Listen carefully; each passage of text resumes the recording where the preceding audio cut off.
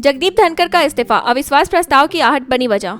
उपराष्ट्रपति पद से जगदीप धनखड़ के अचानक इस्तीफे के बाद सियासी हलचल तेज है। उन्होंने स्वास्थ्य कारण बताया, लेकिन राजनीतिक हलकों में कहा जा रहा है कि सरकार से टकराव इसका बड़ा कारण है। सूत्रों के अनुसार उनके खिलाफ अविश्वास प्रस्ताव की तैयारी हो रही थी, जिससे उन्होंने इस्तीफा देना ही उचित समझा। इस बीच निर्वाचन आयोग ने राज्यसभा महासचिव पीसी मोदी को उपराष्ट्रपति चुनाव का रिटर्निंग ऑफिसर नियुक्त किया है।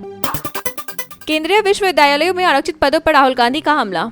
राहुल गांधी ने केंद्र सरकार पर गंभीर आरोप लगाते हुए कहा कि केंद्रीय विश्वविद्यालयों में एसटी के 83%, ओबीसी के 80% और एससी के 64% प्रोफेसर पद पर जानबूझकर खाली रखे गए हैं। उन्होंने इसे बहुजनों को शिक्षा और सोच से दूर रखने की साजिश बताया। लोकसभा में नेता प्रतिपक्ष राहुल गांधी ने कहा कि यह संस्थागत मनुवाद का सबूत है और बहुजनों को उनका अधिकार मिलना चाहिए।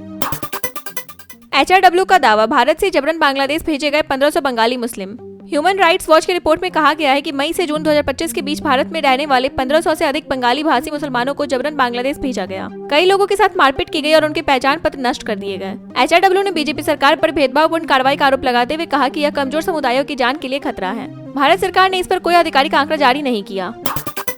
भारत ने किया ड्रोन लॉन्च मिसाइल ULPGM-V3 का सफल परीक्षण।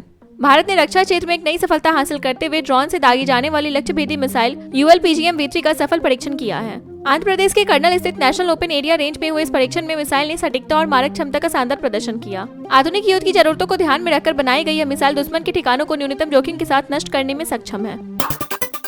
ऑपरेशन सिंदूर पर 28 जुलाई को लोकसभा में होगी बहस। विपक्षी दलों की मांग मानते हुए लोकसभा में 28 जुलाई को ऑपरेशन सिंदूर पर चर्चा होगी। लोकसभा अध्यक्ष ओम बिरला की अध्यक्षता में हुई बैठक में सभी दलों ने सहमति दी। सरकार ने बताया कि यह अभियान पाकिस्तान प्रायोजित आतंकवादियों के बर्बर हमले का जवाब देने के लिए चलाया गया था। कीर्तिवर्धन सिंह ने कहा कि भारत की कार्रवाई नपी तुली और गैर उकसाने वाली थी, जबकि पाकिस्तान ने नागरिक क्षेत्रों को भी निशाना बनाया।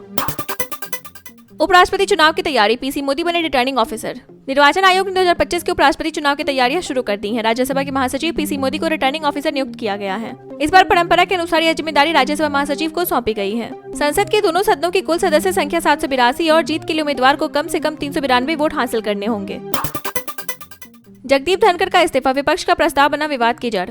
उपराष्ट्रपति जगदीप धनखड़ के इस्तीफे को लेकर सियासी गलियारों में अटकलें जारी हैं। बताया जा रहा है कि उन्होंने राज्यसभा में विपक्ष का वह प्रस्ताव स्वीकार कर लिया था जिसमें जस्टिस यशवंत वर्मा के खिलाफ महाभियोग की बात थी, जबकि सरकार चाहती थी कि यह प्रस्ताव पहले लोकसभा में आए। इस कदम से सरकार नाराज हो गई। हालात तब बिगड़े जब धनखड़ मंत्रियों से बात करना भी बंद कर चुके थे और आखिरकार इस्तीफा दे दिया।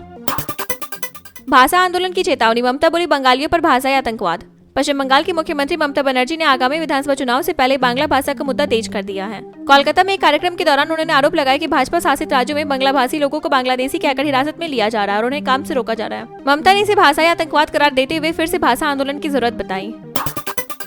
कर्नाटक में सियासी सुगबुगाहट, सिद्धारमैया पर रोटेशन फार्मूले का दबाव। कर्नाटक के सीएम सिद्धारमैया 5 साल का कार्यकाल पूरा करने का दावा करते हैं, लेकिन डीके शिवकुमार के लिए पद छोड़ने की अटकलें जारी हैं।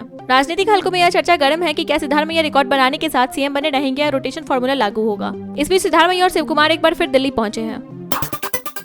इंदिरा गांधी को पीछे छोड़ मोदी बने दूसरे सबसे लंबे कार्यकाल वाले पीएम। प्रधानमंत्री नरेंद्र मोदी ने लगातार सबसे लंबे समय तक पद पर बने रहने के मामले में पूर्व पीएम इंदिरा गांधी को पीछे छोड़ दिया है। 25 जून 2025 तक मोदी का कार्यकाल 4078 दिन का हो गया, जबकि इंदिरा गांधी का कार्यकाल 4077 दिनों का था। अब इस सूची में उनसे आगे केवल देश के पहले प्रधानमंत्री पंडित जवाहरलाल नेहरू ही हैं।